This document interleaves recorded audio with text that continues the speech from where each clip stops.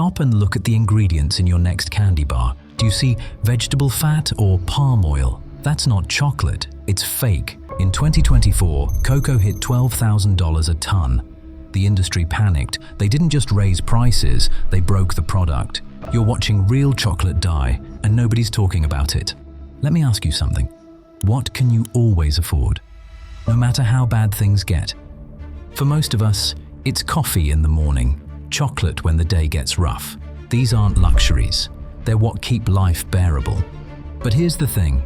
That deal is breaking. In 2024, cocoa hit $12,000 per ton. Not a typo. $12,000. That's 300 to 400% higher than normal. Coffee surged 40% in the same year. Those prices have corrected now. Cocoa fell back to $5,000 to $6,000 per ton. But your chocolate bar, it didn't get cheaper, it got smaller and worse. You're not just watching inflation, you're watching something permanent. The market is splitting in two. On one side, expensive high-quality goods for the rich. On the other, fake, shrunk-down junk for everyone else. Today, I'm breaking down the supply chain collapse, the fake price correction of 2025, and why your morning coffee is becoming a class divide.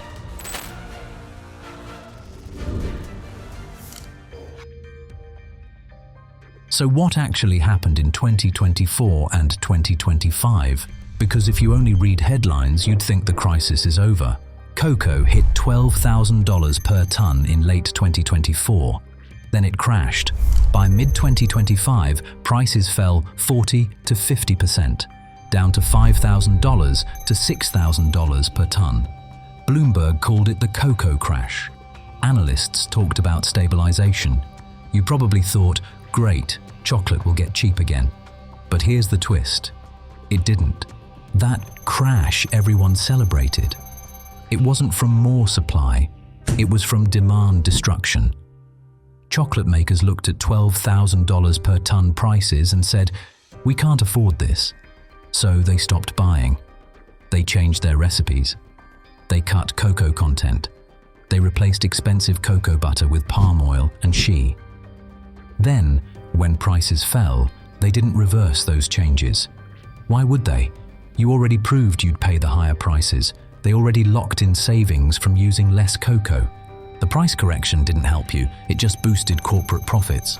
This is price stickiness. Prices go up like a rocket. They come down like a feather. And in this case, they didn't really come down at all. Let me show you a real example. In early 2024, major chocolate makers saw cocoa futures climbing. Their hedging contracts were running out. By mid-2024, they realized they couldn't keep making chocolate the same way. So they started reformulation projects. By late 2024, new recipes hit shelves. Smaller bars, more air bubbles. The industry calls it aeration. Higher sugar to hide the missing cocoa. Cocoa used to be the second ingredient. Now it's fourth or fifth. When cocoa prices crashed in 2025, did companies reverse the changes? No, because you already accepted the new normal. You're already paying $4.50 for a bar that used to cost $3 and had 30% more real chocolate. Here's what breaks most people's brains. You think when commodity prices drop, retail prices drop. That's the theory. But reality, once corporations prove you'll pay more or accept less, they rarely go back. The crash didn't fix the problem. It revealed the problem was never about commodity prices. It was about permanently redefining what chocolate means. So if the price crash didn't fix things, what caused the spike? To answer that, we need to look at the land itself.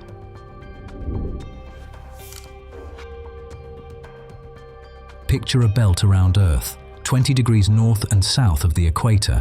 That's where cocoa grows, where coffee grows, and that belt is dying. Let's start with cocoa.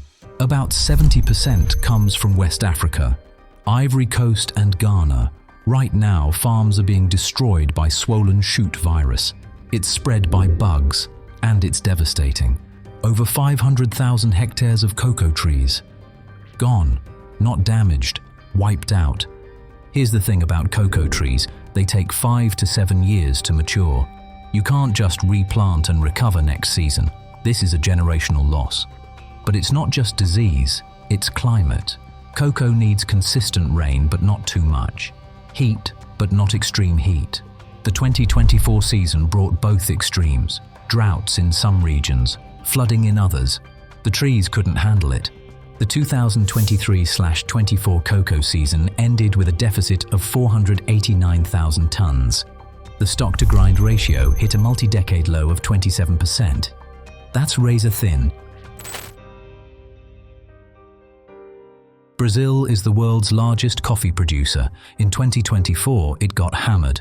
Coffee plants need a specific wet-dry cycle. Rains come, flowers bloom, then dry season sets the cherries. But in 2024, rains came at the wrong time. They destroyed the flowering stage. No flowers, no cherries, no coffee. Vietnam, the second largest producer, faced similar issues.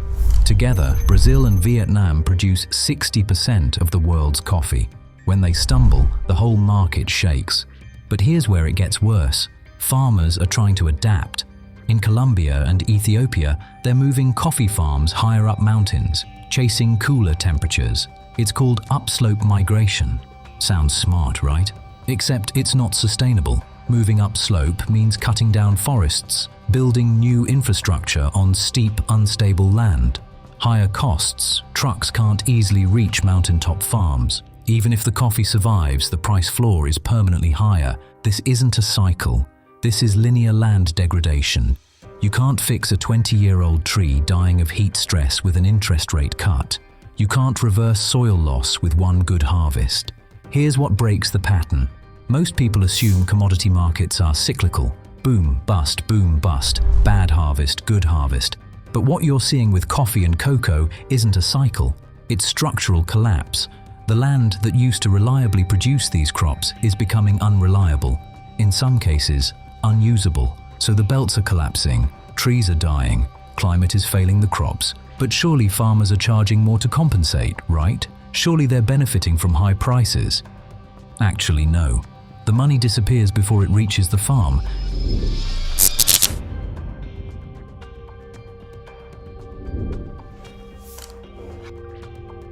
Here's a stat that should make you uncomfortable. The average poverty rate in the 12 biggest coffee exporting countries, about 25%. In the importing countries, the ones drinking the coffee, it's 1.7%. Let that sink in.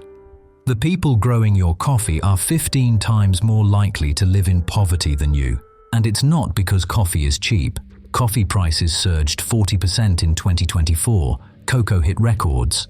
So where's the money going? Traders, logistics companies, roasters, retailers, everyone except the person who planted the seed and picked the cherry. Let me show you how this works. A farmer in Ethiopia grows coffee. She sells it to a local trader for $1.50 per kilogram. That trader sells it to an exporter for $2. The exporter sells it to a broker for $3.50. The broker sells it to a Brooklyn roaster for $6. The roaster sells a 12-ounce bag to you for $22. At every step, value is captured. But the risk stays with the farmer. She's the one who loses everything if rains don't come. She can't afford fertilizer to combat soil loss. She exits the industry because the math doesn't work. As prices rise, her situation gets worse. Why? Because input costs, fertilizer, pesticides, labor, rise faster than the price she gets for her beans. She's caught in a squeeze. The market is booming, but she's drowning. Now contrast that with the other end. A Brooklyn roaster sells that $22 bag. They market it as single origin, direct trade, sustainably sourced. You feel good paying the premium. You think, I'm supporting the farmer. But that farmer in Ethiopia, she's getting less inflation-adjusted income than her grandmother got in 1980. Here's what breaks your brain. You believe high shelf prices mean the farmer gets paid well. It's intuitive, right? Expensive product equals well-paid producer. But reality, the bulk of the price increase covers logistics, hedging, insurance, and corporate margins. The primary producer is often the victim of the price spike, not the beneficiary. Cocoa farmers in Ghana and Ivory Coast face the same thing. They're dealing with disease, aging trees, and climate chaos. They can't afford to replant because margins are too thin. So they abandon their farms, they move to cities, they exit, and when they do, supply shrinks further, which drives prices higher, which squeezes the next generation. It's a vicious cycle. So if farmers aren't winning and you're losing, who's winning? Corporations. And they're winning by changing the product itself. Let me tell you about a quiet revolution in your grocery store. It's not just shrinkflation, where the bar gets smaller, it's skimpflation. And it's why your favorite chocolate doesn't taste right anymore. In 2015, major brands were proud of their cocoa content, but as prices exploded, the goal shifted. How close can we get to the legal minimum without getting sued? In the US, milk chocolate only requires 10% cocoa liquor. Just 10. The rest? Mostly sugar and milk powder. In 2025, check the label. Sugar has always been the first ingredient, but watch what's happening to the fat. Real chocolate uses cocoa butter. It's expensive. It melts at body temperature. That's what gives you that luxury feel. But when cocoa butter hit record highs, manufacturers faced a choice: raise prices or change the fat. Enter cocoa butter equivalents, CBEs, palm oil, shea, sal fat. Now, here is the legal trap. In many countries, if you swap out the cocoa butter entirely, you can't legally call it chocolate. You have to call it candy, fudge, or chocolatey coating. Next time you grab a seasonal treat or a candy bar, look closely. Does it say milk chocolate or does it say chocolatey treat? Fudge covered. The packaging looks identical. The brand font is the same. But one is real chocolate. The other is vegetable oil mixed with brown dust. You aren't buying a chocolate bar. You're buying a compound coating masquerading as one. And even for the real chocolate bars, they've found a new way to cheat you. It's called displacement. Solid chocolate is the most expensive thing to produce. So, how do they sell you less of it without you noticing? They fill the bar with cheap stuff. More wafers, more caramel, more puffed rice, more creamy fillings, which are basically sugar and oil. They market this as added texture. New crunch. Real talk, it's filler. A wafer costs pennies. Solid cocoa costs dollars. By filling a bar with crunchy air and cheap biscuits, they reduce the chocolate content by 30 or 40%. You're paying a premium price for sugar, oil, and a 2-cent cookie, wrapped in a microscopically thin layer of actual cocoa. Here's what messes with your head. You think, my taste changed as I got older. I just don't like sweets as much. But reality, the product objectively became worse. You're not imagining it. The rich cocoa-heavy bar you loved as a kid has been engineered into a sugar delivery system to protect shareholder margins. You're experiencing what I call the taste memory gaslight. The industry quietly degraded the product, and you're blaming yourself for noticing. So chocolate is becoming filled with cheap oil, coffee is becoming expensive, and that brings us to the final shift. Let's talk about the two types of coffee most people never heard of: Arabica and Robusta. Arabica is good coffee. Smooth, complex, aromatic. It grows at high altitudes. It's fragile. It needs specific conditions. It's 60% of global production. Robusta is the other 40%. It's harsh, bitter, high in caffeine. It tastes kind of rubbery, but it's resilient. It grows at lower altitudes. It handles heat. It handles inconsistent rain. And right now, it's the future. Because here's the thing. Climate change is killing Arabica. Some projections say yields could drop 80% by mid-century in worst-case scenarios. The land that used to grow Arabica reliably just can't anymore. So the industry is shifting to Robusta.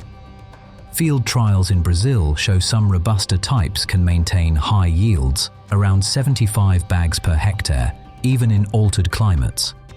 Vietnam, the world's largest Robusta producer, is expanding. But Robusta doesn't taste like Arabica. So what do? You mask it. You add syrups, cold foam, pumpkin spice, caramel, vanilla. You turn coffee into a flavored caffeine delivery system. For people who want actual coffee, the kind that tastes like coffee, you're going to pay a lot. Picture this: 2 coffee shops, same city, same street. Shop A serves Geisha variety Arabica from Panama. It's $9 for a cup. The barista talks about jasmine and bergamot notes. The customers wear Patagonia vests and discuss venture capital. Shop B serves a Robusta blend masked with hazelnut syrup and oat milk. It's $4.50 for a large. The barista is on autopilot. The customers are just trying to get through the day. This is the new reality. Coffee is splitting. On one end, it's a status signal, a way for the wealthy to show taste and access. On the other end, it's a commodity caffeine product, no different from an energy drink. And this isn't just about coffee, it's about inequality. There's a study from NYU Stern showing that in highly unequal societies, luxury goods actually lower overall happiness.